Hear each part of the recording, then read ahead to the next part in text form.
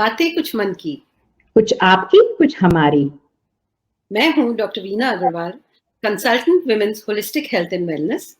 और मैं हूँ डॉक्टर रेशमा हिंगोरानी। मैं साइकाइट्रिस्ट हूँ और अमेरिका के वॉशिंगटन डीसी एरिया में होलिस्टिक वेलनेस प्रैक्टिस करती हूँ। Wishing all our viewers a very happy Independence day.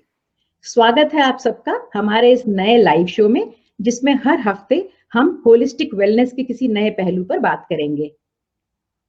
वैसे तो इंडिया को 1947 में आज़ादी मिल गई थी, पर अभी भी कई परेशानियों से हम जकड़े हुए हैं और उसमें सबसे बड़ा जो परेशानी है वो है स्ट्रेस। डॉक्टर रेशमा, क्या पॉसिबल है कि हम स्ट्रेस से आज़ादी पा सकें? तो आज अच्छा दिन है भारत की आज़ादी और स्ट्रेस से आज़ादी का। तो मैंने भी स्ट्रेस से बात की थी। मैंने उससे कहा कि भाई, हर इंसान चाहता है कि तुमसे छुटकारा मिले, आज़ादी मिले, राहत मिले, तो तुम दे क्यों नहीं देते हो? तो स्ट्रेस बोला कि मैं तो आपका दुश्मन हूँ ही नहीं, मैं तो आपका दोस्त हूँ, मैंने तो आपको किसी जेल में डाल के रखा ही नहीं है। आप लोग खुद ही अगर मुझ में कैद हो जाएं और बंदी बन जाएं तो फिर मैं क्या करूं? अब बताओ। साथ ही स्ट्रेस कैसे? साथ ही इसीलिए क्योंकि अक्सर लोग समझते ही नहीं है कि स्ट्रेस है क्या। तो अगर मैं अपने ही दिन की बात करूं सवेरे से, तो जब से हमारी आंख खुलती है और फिर रात में जब हम सोते हैं, तो हमारी रोजमर्रा की जिंदगी में कुछ ना कुछ बदलाव आते रहते हैं।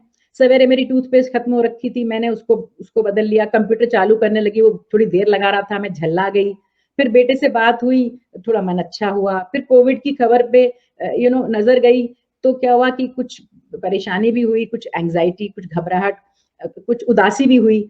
तो क्या होता है कि हर वक्त हमारे अंदर हमारी थॉट्स और हमारी इमोशंस बदलती रहती हैं।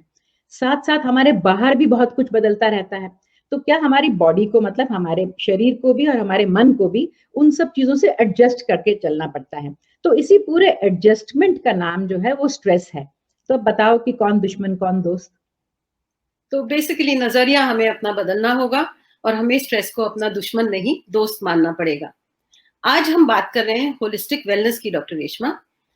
मेरे हिसाब से होलिस्टिक वेलनेस का मतलब है that we treat the individual as a whole, और हम उसके किसी डिजीज, उसकी बीमारी या उसके सिम्टम को ना ट्रीट करें। तो हम होलिस्टिकली कैसे स्ट्रेस को मैनेज कर सकते हैं? तो आपने दो शब्द कहे, एक तो कहा होलिस्टिक और एक कहा वेलनेस। तो उन दोनों को मैं अलग अलग करके बता दूं। पहला तो होलिस्टिक है ना। तो ये शब्द जैसे आप सुन रहे हैं कि होल, होल माने कंप्लीट। तो अगर हम किसी भी चीज के टुकड़े करते हैं ना, तो उसके जो हिस्से हो जाते हैं, हम अपना बॉडी को ही ले लें। अगर हम हाँ अपने हाँ। बॉडी के हिस्से करते हैं, तो लिवर है, किडनी है, ब्रेन है, बहुत सारे है ना, हार्ट है, बहुत सारे ऑर्गन्स हैं। तो ये सब कनेक्टेड है ना एक दूसरे से। They are not they are not having any separate existence. अगर हम एक को, किडनी को निकाल के बाहर रख देंगे तो काम नहीं कर पाएगी। तो होलिस्टिक का मतलब ये है कि parts of a whole are interconnected and interdependent. मतलब कि ना सिर्फ वो एक दूसरे से जुड़े हुए हैं, लेकिन उनकी फंक्शनिंग भी एक दूसरे पे डिपेंडेंट रहती है। तो इसको इसको जब हम लोग फिर होलिस्टिक को हम हेल्थ या वेलनेस के कॉन्टेक्स्ट में यूज करते हैं, तो उसका मतलब ये हुआ कि एक इंसान को हम एक ऑर्गन या एक डिजीज या एक सिस्टम ना लेके एक पूरे इंसान की तरह देखे। कि अगर कोई मेरे पास आया, मैंने उसके डायबिटीज का इलाज कर दिया और उसको जाने दिया, या उसको अल्सर है, तो मैंने ये नहीं पूछा कि तुम्हारे रिश्ते कैसे हैं। सपोजिंग प्रॉब्लम वहां थी, तो जैसे कहते हैं ना कि बाल्टी अगर आपने ली और बाल्टी के नलका चला के बाल्टी भरने लगे, तो देखे बाल्टी भर नहीं रही, तो देखा कि उसमें बहुत सारे छेद हैं। तो हमने अगर शुरू में छेद नहीं ढूंढे, तो फिर चाहे दवाइयों के नलके चला लें, चाहे हम सर्जरी के नलके चला लें, वो बाल्टी पूरी तरह भर नहीं सकती। तो होलिस्टिक की तो जो बात है वो तो ये है। अब हम बात करें वेलनेस की, तो वेलनेस फिर होलिस्टिक से भी ज्यादा कंफ्यूजिंग एक एरिया है। वो इस वजह से कि अगर आपने आजादी की बात की, 1947 में इंडिया को मिली, डब्ल्यूएचओ ने हेल्थ की डेफिनेशन दी थी करीब करीब उसी वक्त। तो उन्होंने कहा था, उन्होंने दो बातें कही हेल्थ में, तो शायद आपने भी पढ़ी, राइट? बिल्कुल। तो आपको याद है कि वो जो हेल्थ की डेफिनेशन डब्ल्यूएचओ ने दी थी? WHO says health is not a mere absence of disease, but a state of physical, mental, and social well-being. Exactly. तो हम सब ने ये डेफिनेशन, सब डॉक्टर्स ने भी पढ़ी। लेकिन हुआ क्या कि उन्होंने जो पहली बात कही कि health is a state of complete physical body, mental, mind and social wellbeing, मोटे तौर पे रिलेशनशिप्स। कि आप, उन्होंने ये नहीं कहा कि या तो आप फिजिकल का ध्यान रख लो या मेंटल, उन्होंने एंड कहा है ना। तो इसका मतलब हमें तीनों वेलबींग पे अगर पूरा ध्यान नहीं दिया इक्वली, तो सिर्फ बीमार, अगर मुझे ब्लड प्रेशर की बीमारी है, मैंने उसका इलाज करा लिया, तो क्या मैं हेल्थी हो गई? नहीं। जब तक कि ये तो सेकंड पार्ट है, पहला पार्ट ये है। और हम डॉक्टर्स भी अक्सर सेकंड पे फोकस कर जाते हैं। जैसे मैंने आपसे भी डेफिनेशन पूछी, आपने बताया कि बीमारी की एब्सेंस, तो क्योंकि हम लोगों की ट्रेनिंग ऑलमोस्ट प्रैक्टिकली ये हो गई है कि हम मरीज का इलाज करें और जाने दें। लेकिन अब जो ये शुरू के 3 पार्ट्स हैं, जब हम इस पे इक्वल स्ट्रेस दे के उस पे हिसाब रख, और उसका क्या मतलब है? एक हेल्दी लाइफस्टाइल। हेल्दी लाइफस्टाइल का क्या ही मतलब हुआ? फिजिकल बॉडी में क्या हुआ? आप अच्छा संतुलित खाना खाएंगे, आप एक्सरसाइज जितनी आपके एज के फिटनेस गोल्स हैं वो आप करेंगे, है ना? इजी मैं बोलती हूँ, ईट, एक्सरसाइज, स्लीप, स्लीप आपकी रिफ्रेशिंग होनी चाहिए। फिर माइंड की जब हम बात करते हैं, पॉजिटिव थॉट्स, पॉजिटिव इमोशंस और उनका मिला जुला एक्शन, हमारे एक्शंस जो है वो पॉजिटिव हो जाते हैं। अब सोशल वेलबींग पे बड़ा सिंपल है, रिश्ते, आगे चल के थोड़ी अच्छा, मैं सोशल वेलबींग सोचती थी, कई लोग सोचते हैं शायद कि सोशल मीडिया से तो इसका लिंक नहीं है कि कितने लाइक्स मिल गए आपको। तो सोशल मीडिया से उसका ऑलमोस्ट इनडायरेक्ट लिंक है। आज हमारे पास बात करने के लिए वक्त बहुत कम है, लेकिन सोशल क्या, man is a social animal बोलते हैं ना, तो इंसान के रिश्ते, और इसमें अक्सर लोग इंसानी रिश्तों पे फोकस कर जाते हैं। इंसान के रिश्ते जानवरों के साथ होते हैं, नेचर के साथ होते हैं, प्लांट्स के साथ, है ना, सबके साथ हमारे जो रिश्ते हैं वो तंदुरुस्त होने चाहिए। तो अगर इन तीनों पे हम ध्यान रखेंगे तो हम एक होलिस्टिक लाइफस्टाइल जिएंगे। तो जो आपने कहा ना कि होलिस्टिक वेलनेस को कैसे यूज करेंगे, अगर हम बीमारी से दूर होना चाहते हैं तो हमें होलिस्टिक लाइफस्टाइल अपनाना पड़ेगा, तो स्ट्रेस आएगा ही नहीं, प्रिवेंशन ही हो जाएगी ना। बिल्कुल, सोर्स पे ही हम उसको मैनेज कर बिल्कुल लेंगे। बिल्कुल बिल्कुल। अक्सर ये देखते हैं हम डॉक्टर रेशमा कि जब भी स्ट्रेस का सामना होता है तो 2 टाइप के रिएक्शंस आते हैं, 2 टाइप के पर्सनैलिटीज में। एक होता है इंसान जो कि बहुत कामली, बहुत कूलली और बहुत मैच्योरली स्ट्रेस को हैंडल कर लेता है। दूसरी तरफ वो ऐसे लोग होते हैं जो कि स्ट्रेस के आते ही पूरे बिखर जाते हैं। ऐसा क्यों? तो इसका मैं, मेरे बड़े पेट एग्जांपल्स हैं, और कुछ लोगों ने अगर मेरे पहले शोज देखे होंगे तो समझ भी जाएंगे कि मैं हमेशा एक इंसान को एक स्केल की तरह, क्योंकि नेचर ने हमेशा, आप नेचर में देखेंगे बैलेंस रहता है। सूरज, चांद, कुछ भी अगर हम देखेंगे, प्लैनेट, कुछ कहीं भी देखें, नेचर में बैलेंस रहता है। तो नेचर ने इंसान की जिंदगी भी बैलेंस्ड चाहिए थी। तो अब बैलेंस क्या, तराजू क्या हुआ? एक दो पलड़े होते हैं ना, राइट? लेफ्ट है और राइट है। आपको मतलब शायद उल्टा नजर आ रहा है, लेकिन मेरा लेफ्ट ये, राइट ये। तो क्या है कि जैसे हमने बदलाव की बात की, लगातार लगातार हमारे लेफ्ट पलड़े में लाइफ लोड्स डाल रही है, तो वो थोड़ा सा नीचे जा रहा है ना, और हम उससे रेस्पॉन्स कर रहे हैं। R for response, L for life loads. तो जो हम रेस्पॉन्स कर रहे हैं ना, तो क्या हो रहा है कि ये लेफ्ट पलड़ा नीचे गया, मैंने यहाँ पे कुछ वजन रखा। वजन किस चीज का था? मेरी कोपिंग एबिलिटीज का, मैंने कैसे कोप किया किसी भी चीज से। तो ये जो है ना, ये एक बैलेंस बना रहता है। तो अब अगर मैं आपसे पूछूं कि ज्वेलर की दुकान पे आपने स्केल देखा होगा, छोटा अंगूठी, सा होता है बहुत ही। है ना, एक अंगूठी रख दी, ये एक चूड़ी रख दी, थोड़े से 10 ग्राम में ही काम हो जाता है ना, 10 ग्राम 20 ग्राम में। अब अगर हमने सब्जी लेने गए, उसने एक आम रख दिया, खरबूजा रख दिया, तो 1-2 किलो के वजन रखने पड़ते हैं। तो जिन लोगों की आपने बात की, जो हमेशा अनरफल्ड लगते हैं, तो उनके साथ होता क्या है कि उन्होंने अपने अच्छे लाइफस्टाइल से अपना स्केल इतना स्ट्रांग, अपना तराजू इतना मजबूत बना लिया है कि आपसे पूछूं कि अंगूठी और ये जो चूड़ी है ना, इसको लेकर के आप एयरपोर्ट पे नहीं होता जो स्केल, जिस पे हम सूटकेस रखते हैं, अगर मैं ये अंगूठी और एक खरबूज आम जाके वहां रख दूं, तो क्या वो स्केल हिलेगा? बिल्कुल भी नहीं हिलेगा। तो जो हमारी कामनेस और हमारा बैलेंस, स्टेबिलिटी आती है ना, वो तब आती है जब ये बैलेंस्ड है। तो क्या है कि जैसे लोड आया, थोड़ा यूं यूं यूं यूं हिलता रहा, है ना, इसी पूरे प्रोसेस का नाम तो स्ट्रेस है। तो इससे तो वेयर एंड टेयर हो रहा है ना, हमारे मन को भी कुछ करना पड़ रहा है ना, एडजस्ट करने के लिए हमारे बॉडी को भी कुछ करना पड़ रहा है। समझ लो कि मेरा स्केल इतना स्ट्रांग हो कि छोटी मोटी चीजें आए भी तो मुझे रिस्पॉन्ड भी ना करना पड़े, ऑटोमेटिकली एक ना रिस्पॉन्स आ रहा है। तो वही लोग हैं जिनके पास हम बहुत बार मदद भी लेने के लिए जाते हैं, हमको लगता है कि हमें सही राह दिखा पाएंगे, है ना। तो यही फर्क है कि स्केल जब आपका स्ट्रांग है, जो मैंने लाइफस्टाइल की शुरू में बातें बताई, वो आप करिए, और आप हमेशा देखेंगे सक्सेसफुल इंसानों को, देखेंगे उनकी जिंदगी में रूटीन होगा, डिसिप्लिन होगा, है ना। तो यही थोड़े से मंत्र हैं स्ट्रॉन्ग स्केल करने के। तो स्ट्रेस के मंत्र अगर आप बोलना चाहें एक बारी में, 3 अगर मंत्र सबसे टॉप वाले मंत्र हैं तो वो क्या है? हाँ, तो आप मेरी बहुत पुरानी सहेली, आपको पता है कि मैं पावर ऑफ 3 में बहुत विश्वास रखती हूँ। मैं हर चीज़ को 3 तिगाड़ा काम संवारा करके बताती हूँ। तो स्ट्रेस के बारे में सबसे ज़रूरी बात सबके लिए, हमारे सुनने वालों के लिए ये ज़रूरी है कि जैसे फायर फाइटिंग होती है ना, जब आग लग जाती है एक बार, उसके बाद आप क्या कर सकते हो? आप फायर इक्विपमेंट आएगी, आपने थोड़ी आग बुझाई। जब तक आग बुझेगी, अगर आग लगी है तो नुकसान करके जाएगी। तो स्ट्रेस के लिए सबसे इम्पोर्टेंट है प्रिवेंशन। तो फिर 3 स्टेप्स मैं हमेशा कहती हूँ स्ट्रेस मैनेजमेंट के। पहले 2 जो हैं वो प्रिवेंटिव हैं। प्रिवेंटिव क्या है कि आप पहले से ही, जैसे मैंने बताया, अपना स्केल स्ट्रॉन्ग करने का तो मैंने पहले बताया। तो जब आपका स्केल स्ट्रॉन्ग रहेगा, तो आपको छोटी-मोटी चीज़ें महसूस भी नहीं होंगी। अच्छा, ये हमारी पहली आर्मी हो गई, फर्स्ट लाइन ऑफ डिफेंस हो गया कि हमारा स्केल ही स्ट्रॉन्ग है। अच्छा, उसके बाद में जैसे कोविड के 10 तरबूजी आके पड़ गए, है ना? कभी-कभी बहुत एक्यूट स्ट्रेस भी आ जाता है। अचानक से किसी की डेथ की खबर आ जाती है, कभी कोई बिज़नेस में नुकसान हो जाता है, अचानक इंसान हिल जाता है। तो जब अगर आपका स्केल भी जितना भी स्ट्रॉन्ग है, थोड़ा हिल गया, तब आपने क्या करा? आपने वज़न डालने पड़े आपको। तो वज़न जो कोपिंग स्ट्रैटेजीज़ है ना, तो आप ही से अगर मैं पूछूँ, अभी मैं तीसरी बात पे आऊँगी, अभी दूसरी पे ही हूँ। तो अगर मैं आपसे पूछूँ कि कभी बहुत ज़्यादा आप स्ट्रेस्ड फ़ील करें ही, तो आप क्या करती हैं? कैसे कोप करती हैं? सबसे पहला मेरा जो स्ट्रेस बस्टर है वो मेरा ह्यूमन बेबी है, डॉग बेबी है, शेरी। Right, right, right. Biggest stress buster. Secondly, मुझे डांसिंग बहुत पसंद है, तो मैं डांस करती हूँ, सितार बजाती हूँ। अरे बट वाह! most importantly, talking to my old friends, hmm, very hmm, close, hmm, hmm, not only helps me vent my stress, but hmm, also मेरे को एक पर्सपेक्टिव मिल जाता है उनसे हुँ, कि हुँ। क्या मैं जो कर रही हूँ या सोच रही हूँ वो सही है कि गलत है।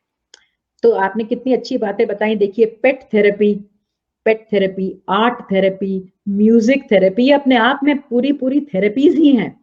आज तो उनके बारे में बात नहीं कर रहे, लेकिन हम्म, अगर मैं कि कु आम जनता से पूछूँ कि वो कैसे कोप करते हैं, वो लिख के भी बताएँ लोग तो बहुत अच्छा लगेगा। तो क्या है, कोई बताएगा कि मैं योगा या योग मैं प्रैक्टिस करता हूँ, कोई कहेगा मैं माइंडफुलनेस प्रैक्टिस करती हूँ, मैं मेडिटेट करती हूँ। तो क्या है, ये हमने अपने-अपने ना कोपिंग एबिलिटीज़ बना ली। कुछ लोग जिम में चले जाते हैं, खूब फिज़िकल एक्सरसाइज़ करते हैं, कुछ हाँ, रिश्तों की तरफ चले जाते हैं, कोई अपनी डायरी लिख सकता है। तो ये हमारी हम्म, सारे वज़न हैं, जो हमने डेवलप करके रखे हुए हैं, ठीक है?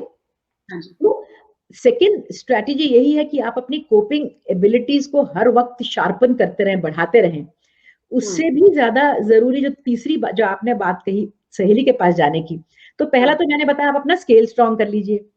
उसके बाद भी अगर कुछ ब्रेक थ्रू लोड आ ही गया, तो आप अपनी कोपिंग एबिलिटीज़, मतलब आपके पास अलग तरह के वज़न होने चाहिए, हर तरह के वज़न हो, ताकि आपने फिर वो वज़न जो राइट पे रखा, तो आपका स्केल फिर से बैलेंस हो गया, ठीक है? हम्म, अब हम आते हैं कि कोई ऐसी चीज़ आ ही जाए, जैसे मैं बार-बार कहती हूँ कि कोविड के 10 तरबूज आए ना, तो होता क्या है कि स्केल भी स्ट्रॉन्ग था, फिर भी हिल गया, हमारे सारे हम्म, वज़न भी खत्म हो गए।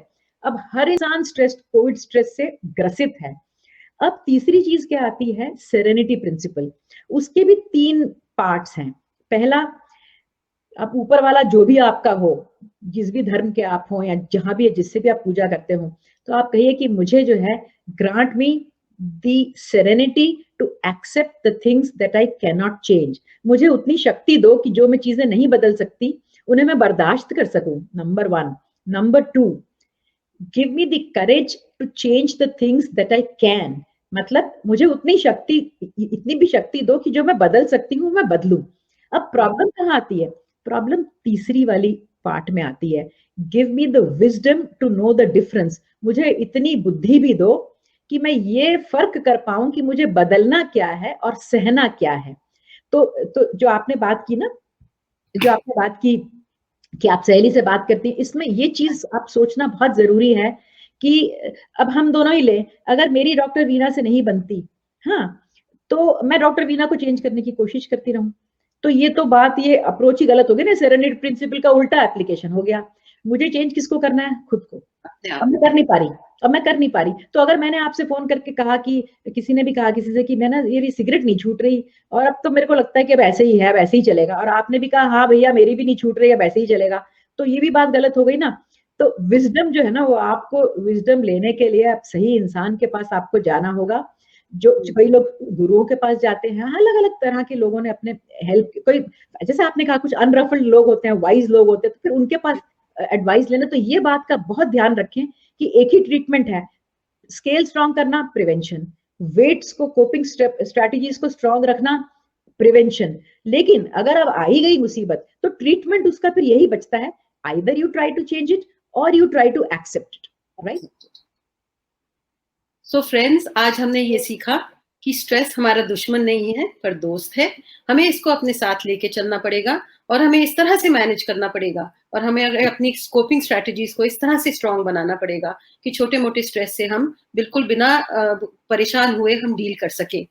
एक होलिस्टिक अप्रोच लेके हमें बॉडी, माइंड और सोशल वेलबींग का ध्यान रखना पड़ेगा और जहां पर ये कुछ भी ना बदल सके तो हमें सेरेनिटी प्रेयर पे जरूर ध्यान देना पड़ेगा। God grant me the serenity to accept the things I cannot change, to change the things I can, and the wisdom to know the difference. Dr. Reshma? तो मैं आपसे, आपको इतना विजडम हम दोनों को मिल गया, ज्ञान है ना, व्हाट्सएप और फेसबुक यूनिवर्सिटीज तो बहुत बांटते हैं, आज हमने भी बांटा। तो अब मैं आपसे ये पूछूं कि अब आपको क्या वाकई लगता है कि स्ट्रेस से लड़ना जरूरी है, स्ट्रेस हमारा दुश्मन है? बिल्कुल भी नहीं है। नहीं लगता ना? स्ट्रेस पार्ट ऑफ लाइफ है, ऐसी कोई जगह ही नहीं है जहाँ स्ट्रेस नहीं है। जिंदगी है तो स्ट्रेस है। जिंदगी है तो, लेकिन चलो आपने मेरे सवाल का जवाब भी दे दिया। मैं आपसे पूछूं, मेरा पेट क्वेश्चन है कि फिर तो कोई ऐसी जगह बताइए जहां स्ट्रेस बिल्कुल ना हो। मुझे तो बिल्कुल नहीं समझ है कि जिंदगी है तो स्ट्रेस तो होगा ही। तो यही तो जवाब आपने दे दिया ना कि जिंदगी है तो एक जगह है जहां स्ट्रेस नहीं है। तो मैं सबसे कहूं कि चलोगे वहां तो कोई जाना नहीं चाहेगा। क्यों? कौन सी जगह है? क्योंकि वो जगह है कब्रिस्तान।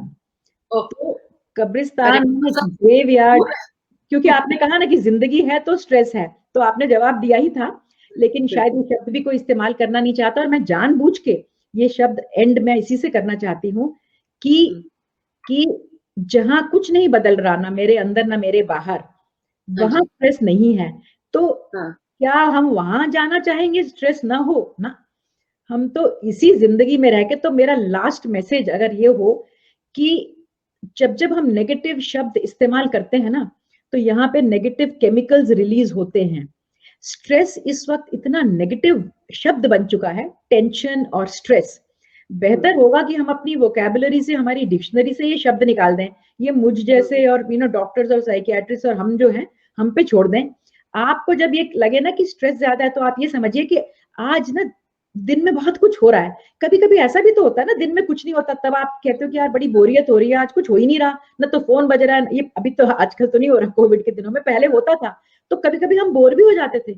अगर स्ट्रेस बहुत कम है तो मोटिवेशन भी नहीं होती, स्टिमुलेशन भी नहीं होती। तो एक राइट स्ट्रेस होता है, एक एग्जैक्टली कि इतना ठीक है, इससे कम में फायदा नहीं हो रहा जिंदगी में, लेकिन उससे ज्यादा में जब हार्मफुल इफेक्ट्स आने लगे ना स्ट्रेस के, तब प्रॉब्लम है। तो स्ट्रेस शब्द ना इस्तेमाल करके आप ये कहिए कि अरे आज तो जिंदगी में बहुत कुछ बदलाव आ रहे हैं, चलो कुछ इंपॉर्टेंट वाले मैं आज देख लूंगी, बाकी कुछ मैं कल पे छोड़ दूंगी।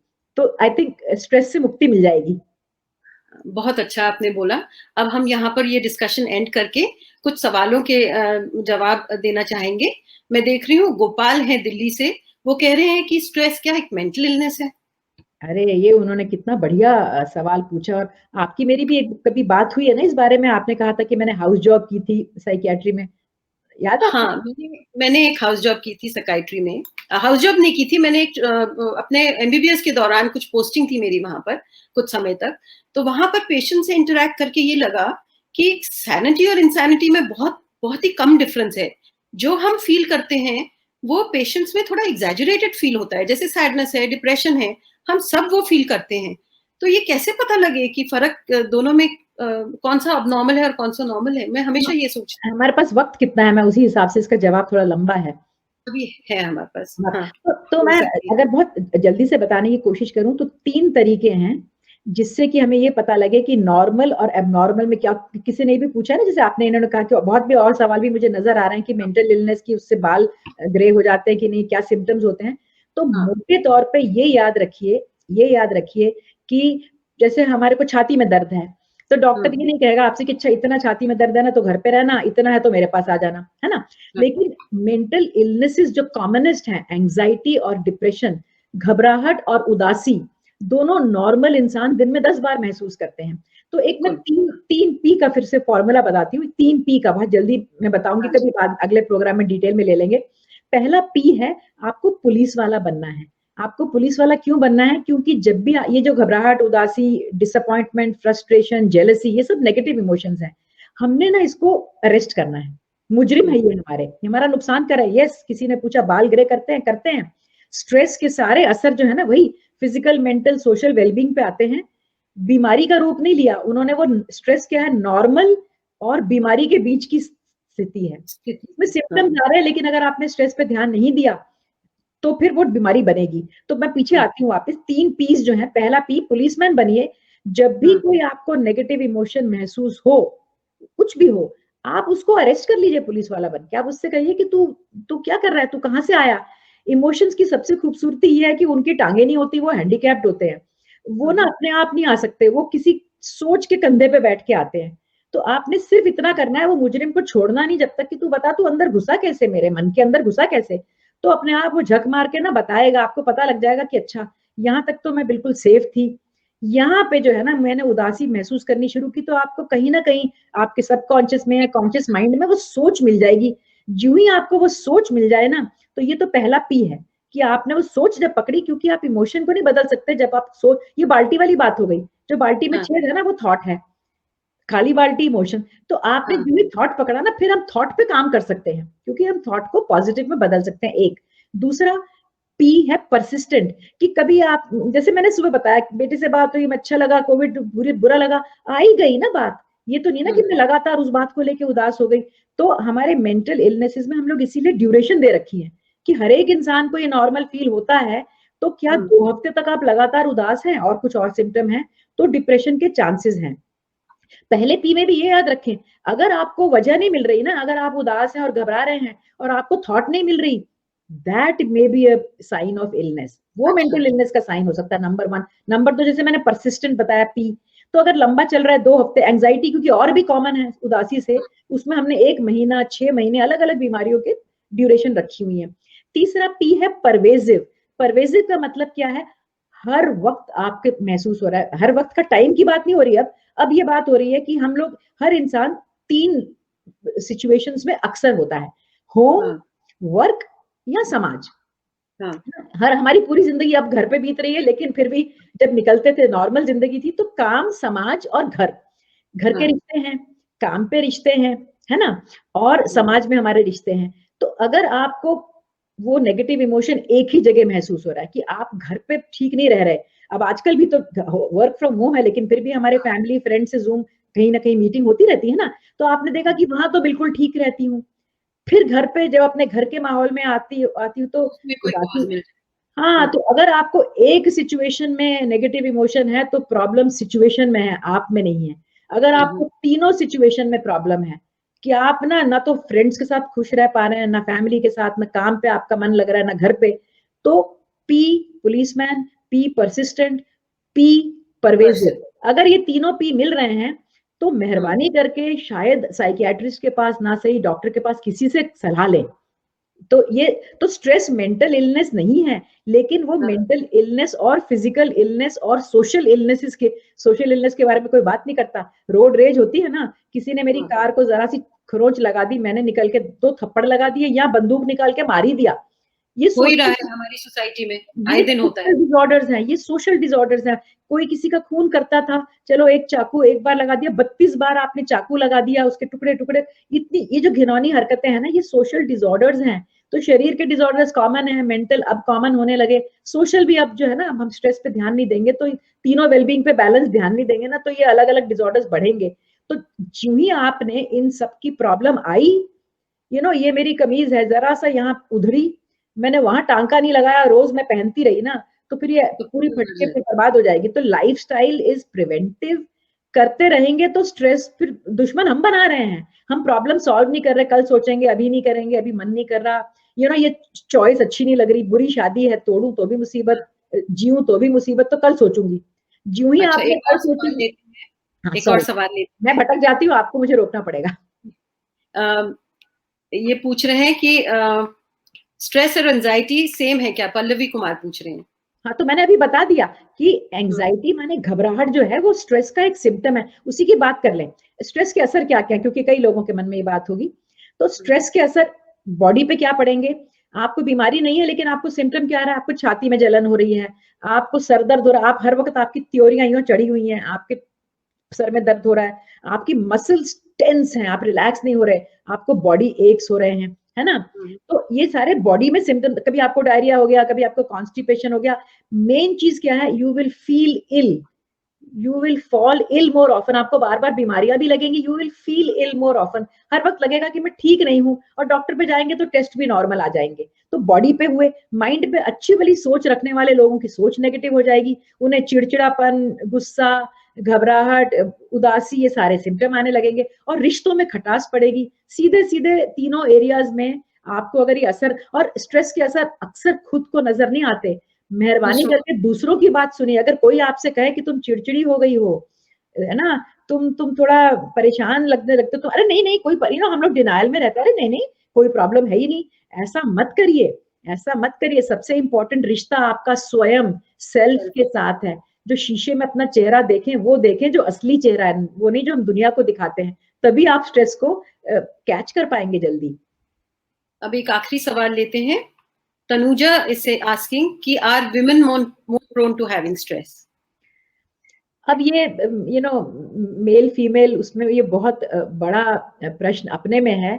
ये भी बात सही है कि औरतों में, बहुत लोग ये मानते हैं कि औरतों में जो सहन शक्ति है ना, वो भी ज्यादा होती है, लेकिन बायोलॉजिकली औरतों के साथ कुछ चीजें एक्स्ट्रा होती हैं। प्रेगनेंसी, बच्चे पैदा, और मैं गायनेकोलॉजिस्ट भी थी, मैं बाद में साइकियाट्रिस्ट बनी, तो बच्चे पैदा करना, प्रेगनेंसी इटसेल्फ, बच्चों को पालना, होम मेकर ट्रेडिशनली, इवन विदेशों में भी होम मेकर रोल्स जब डिवाइडेड रहते हैं, तो औरतें तब स्ट्रेस्ड ज्यादा महसूस करेंगी अगर उन्हें इक्वालिटी नहीं मिल रही किसी भी रिश्ते में। कभी अगले आगे चल के बात करेंगे कि रिश्तों में इक्वालिटी बहुत, तो अगर कभी इक्वालिटी नहीं मिल रही आपको रिश्ते में, तो डेफिनेटली जिसके ऊपर ज्यादा लोड पड़ेगा, आप ये मान लीजिए, जिसके ऊपर ज्यादा लोड पड़ेगा, तो सेरेनिटी प्रिंसिपल को अपनाएं। बहुत सारी औरतें सहन शक्ति क्योंकि ज्यादा होती है, तो बहुत सारी चीजें चेंज की तरफ न सोचती हो अगर, तो जब जब आप सेरेनिटी प्रिंसिपल सही से अप्लाई करेंगे और स्केल स्ट्रॉन्ग रखेंगे, तो उस तरीके से अगर देखा जाए तो मेल फीमेल का मैं कोई फर्क नहीं मानूंगी। बाकी हाँ, हम लोगों पे शायद लोड अलग तरह के आते हैं, मर्दों पे फिर अलग तरह के आते हैं, उनको नौकरी, हम लोग मल्टीटास्क करते हैं, शायद मल्टीटास्किंग एक इतना बड़ा मिथ है। अच्छा किया आपने ये शब्द का इस्तेमाल किया। जो भी इंसान मल्टीटास्किंग कर रहा है, अभी इसी वक्त रोक दे। ह्यूमन बीइंग्स का फोकस और अटेंशन कंसंट्रेशन डिजाइंड नहीं है मल्टीटास्किंग के लिए। जब आप दो काम करते हैं तो आप दोनों ठीक से नहीं करते, और जो मल्टीटास्किंग कर रहा है वो अपने ब्रेन को परमानेंटली डैमेज कर रहा है। कभी याद दिलाइएगा, आगे प्रोग्राम करेंगे इस पे। जो मल्टीटास्किंग कर रहा है, सोच रहा है ना कि मैं तो कितना महान हूं कि मैं, कुछ कुछ चीजें आप कर सकते हैं। आप सैर करने गए, आपने साथ में चलो कान में कुछ म्यूजिक लगा ले, रेयरली उसमें भी आप नेचर की कोई चीजें मिस कर जाएंगे और म्यूजिक की भी कुछ मिस कर जाएंगे। You can not focus attention on two things, very clear. और आपकी बात सही है, औरतों को करना पड़ता है, मर्दों को भी करना पड़ता है। जो इंसान बहुत ज्यादा करने की कोशिश करेगा वो स्ट्रेस्ड रहेगा। तो अब समय की पाबंदी के कारण हमें ये सेशन यहीं खत्म करना पड़ेगा। फिर मिलेंगे नेक्स्ट सैटरडे इसी टाइम, इसी जगह, इसी प्लेटफॉर्म पे। हम we will also be uploading short videos on holistic wellness on our YouTube channel 3 times in a week. आपके सुझावों का, आपके कमेंट्स का, आपकी फीडबैक का बहुत इंतजार रहेगा, क्योंकि उसी तरह से हम जान पाएंगे कि आपके मन में क्या है।